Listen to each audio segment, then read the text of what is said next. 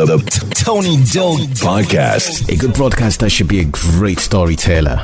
You have to have the passion for it. If you ask again what it takes to be a good radio broadcaster, I'll tell you, it's passion, basically. You need to get content on your own. You feed your whole show. You feed talk who people they go listen. Doing your research, who is your audience? What do they like to listen to? What are the kind of experiences that they like to have? And then how do you bring it to them and amplify it? The Tony Doe Podcast starts now. And now, here's your host, Tony Doe. My guest is multi-award-winning radio personality, Kemi Smallzz. Okay, so let's see how good you are with pitching your brand. You've got 30 seconds to a minute to pitch the Kemi Smallzz brand. Go. Hey everyone, this is Kemi Smallzz. I am a media personality, a radio presenter at 96.9 Cool FM. I run the night show that happens every weekday from 9 p.m. all the way till midnight. And, I like to describe my show as like good vibes, you know, good energy, warmth, happiness. I like to create a space where people can just gather and have a great time. There's so much going on in the world at the moment, and I just want to be that place that people can run to have like a breath of fresh air. So a nice little cocktail of everything that you need to make sure that, you know what, you have happy moments with me. So great music and great conversations, super interactive, amazing interviews. You know, I give out recharge cards and money as well, and just little gifts here and there. We're like one big family. And if you're about that life and you want to be a part of that big family, then you should tune in. Why radio? I liked it and I still do. The fact that I'm helping someone through their day, even if it's one person. I'm putting a smile on their face. I'm playing the music that they like, or introducing them to music that they haven't ever heard before. I'm giving them an opportunity to speak to someone that will listen, someone that would hear them. I'm giving them an opportunity to belong to a family, to laugh, you know, and it might just make someone's day, even if it's one person. And I like the fact that I can do that by just being me and by just talking. I don't feel constricted with what to wear. I can go to work in my sweatshirts and still impact someone for that day. I love the idea of that. I love the fact that I get to be surrounded by great music and I can play this great music and put people on this great music.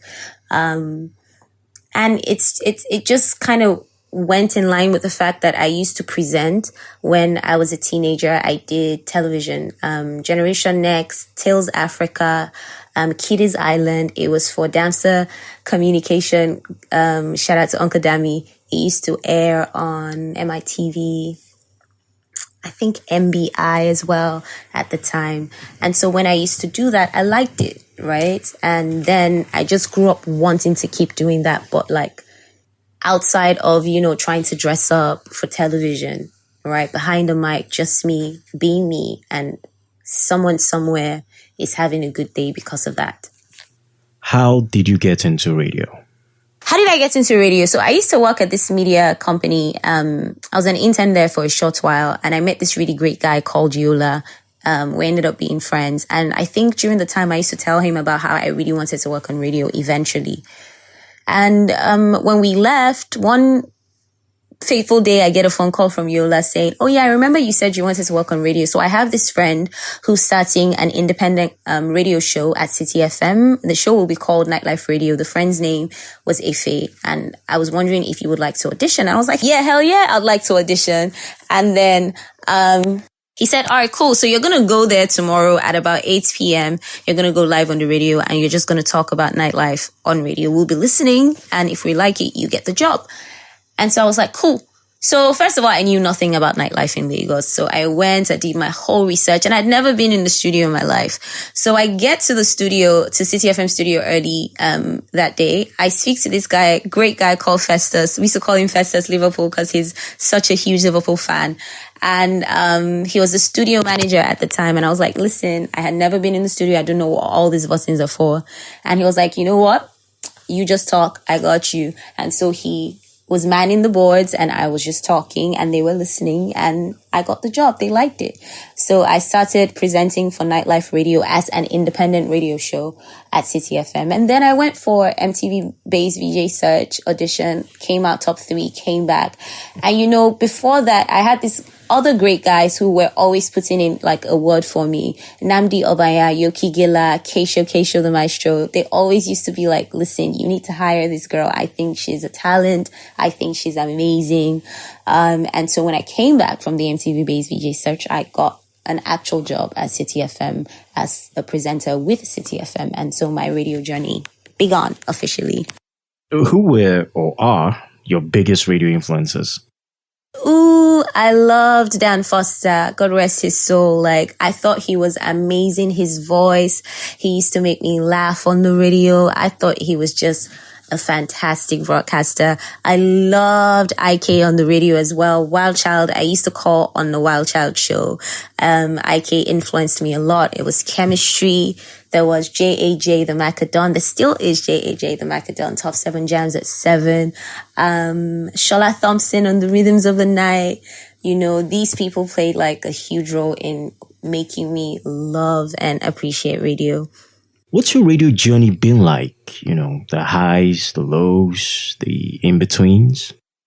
My radio journey has been an experience, you know. I've loved it. I've not liked it as much sometimes, you know. There's been times where I've had the most amazing show. There's been people that I've met that I've always wanted to meet, and then they're just like right in front of me. And, you know, you're telling yourself, Kemi, now maybe this, you know what I'm saying? And there's been times where I just haven't been in the mental space, you know, being in that zone to go to work and make somebody else happy, but I have to do it anyway. You know, there's been times where I just don't feel like talking, but I have to talk anyway. There's been times where, you know, you're on the radio and your mic goes off and you've just been talking to yourself and now you have to scuttle around to make sure that the dead air doesn't last for too long. You know, there's been times where the creative and the admin clashes. There's the idea of how you think things are supposed to be, and then there's how they actually are, you know, and then there's been the great times, the team bonding, the laughter, the fans, the fun, you know, the adrenaline. It's just been a nice, it's been a nice mix for me. And I'm just grateful for all of it, to be able to experience all of it and actually do something that I've always wanted to do. Now, Kemi, in your experience, what does it take to be a good radio broadcaster? I think it's a combination of like so many little different things that just come together to make this great whole. So the great whole, I would say, would be, just understanding what you want to pass across, what you want to communicate to the audience, and then figuring out the best possible way to communicate that thing to the audience so that they can receive it, so that they can understand it, and then fingers crossed they end up really liking it. So in order to do that, the little things now come into play, you know, doing your research. Who is your audience? What do they like to listen to? What are the kind of experiences that they like to have? And then how do you bring it to them and amplify it? There's the technicals as well, just understanding your mic levels and how to use your transitions and record and play back your phone calls to make it seamless, and, you know, all those little bits and bobs. And then they make that great whole. What's your creative approach to your show? First of all, show prepping. Show prepping is important. Having these guidelines are important. It arranges your thoughts for you. It's more clear. It reduces, you know, your mispronunciations. It makes you seem like you're more prepared. It actually prepares you. You have your information at your fingertips. You know exactly how you want to frame your sentences and what you want to talk about and the music that you're trying to play. Because you know what? You can't really trust your brain like that. You're a human being. You're going to skip sometimes. You're going to forget some things sometimes. And so it's always nice to just have these guidelines on deck. I think that, and I think that I should have said that when you asked what makes a great broadcaster. Show prepping is also very important. But like with my show now, aside from the show prepping, I try to theme the show so it's easier. I can break it down for from the theme of the day into the little different segments. So for example, if it's Box Office Tuesday, I know that I want to start my show with some conversation surrounding movies. What kind of movie watcher are you? Do you like to be by yourself or do you like to have a crowd? And then I want to go into another segment where I'm talking about what's showing at the cinemas, recommending stuff to watch. They recommending stuff for me, what's happening at the box office, who's in what, what's coming soon. And then I can transition into playing a snippet and having someone call and guess where that's from, but all of these have been broken down from that theme of the day. So it makes it easier for me to narrow down my thoughts as well as picking the kind of songs that I would want to play, for the day. Let's talk podcasts. What do you think about them? What's there not to like? It's a nice way to connect with people all around the world.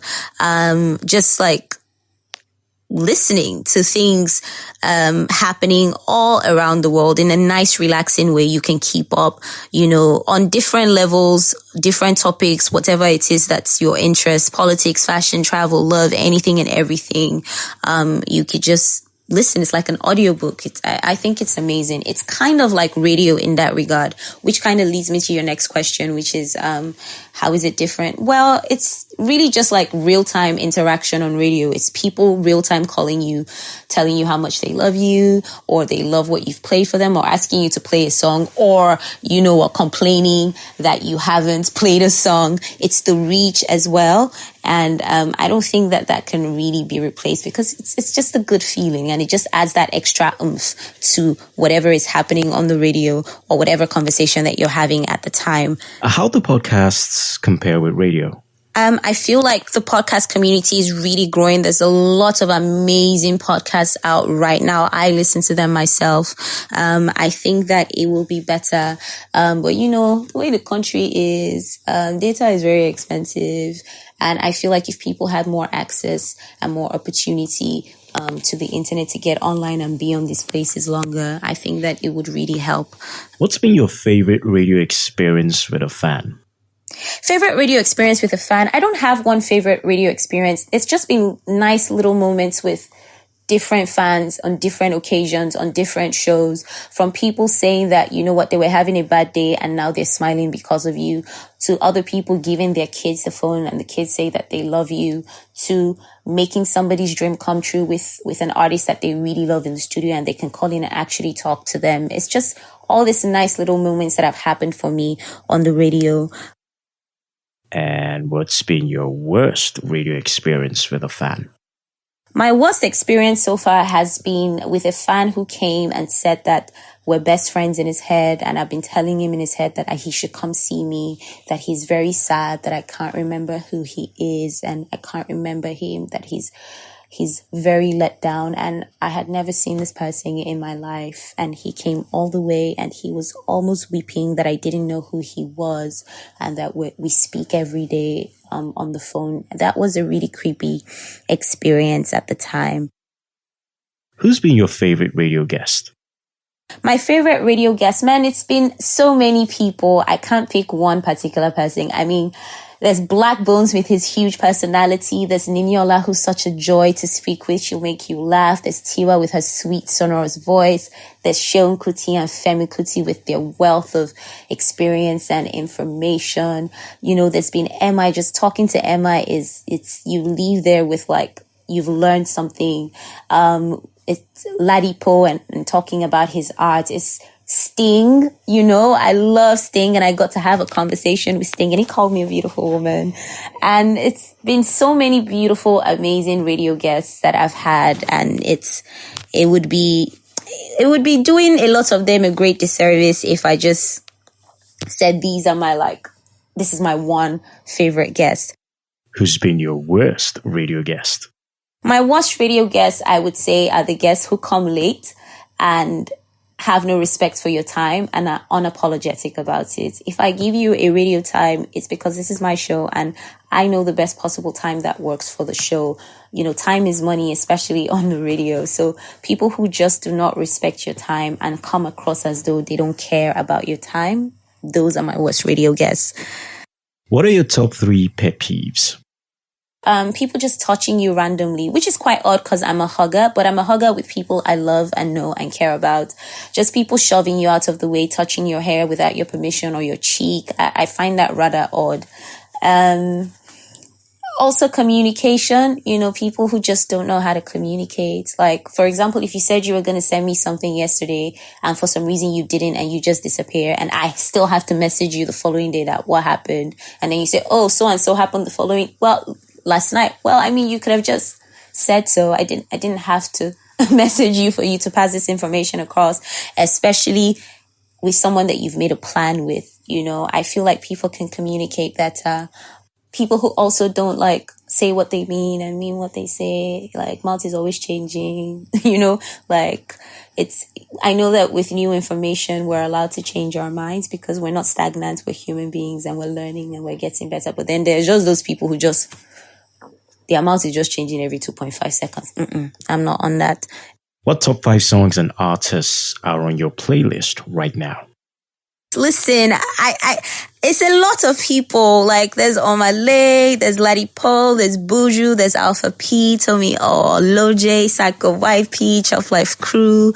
There's just Tiwa, Nini, there's just people, Lady Donley, Thames. I love Thames.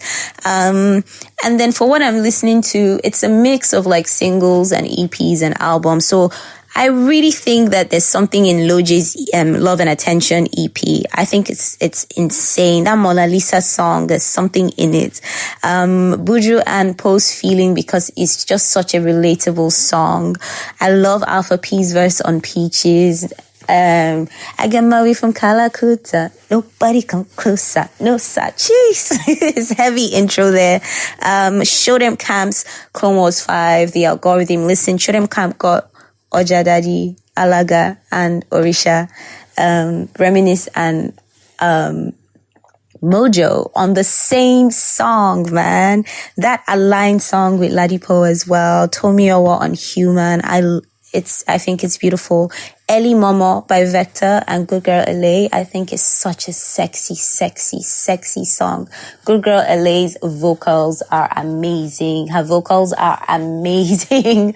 Vector and his singing voice, there's just something beautiful and sexy about that song. So yeah, this is just to mention but a few. Kemi, if the circumstances were different, what would you do instead of radio? What would I do instead of radio? I really like creative stuff, right? So maybe creative direction. I like coming up with ideas for photo shoots and videos and just little content pieces. And I think that I might have done that professionally. Or maybe maybe fashion, fashion for petite women, perhaps. What's your favorite meal? Oh, I love plenty things. Amala, ewedu, and gbegiri. I love that. Abacha, uwa, love that. Fufu and oha soup, love that. Fufu and afang soup with isam, love that. Noodles, I actually love noodles. I don't know what it is that's about in noodles, but I love noodles. And it's a long list. And what's your favorite drink? I love red grape juice and strawberry Capri Sun.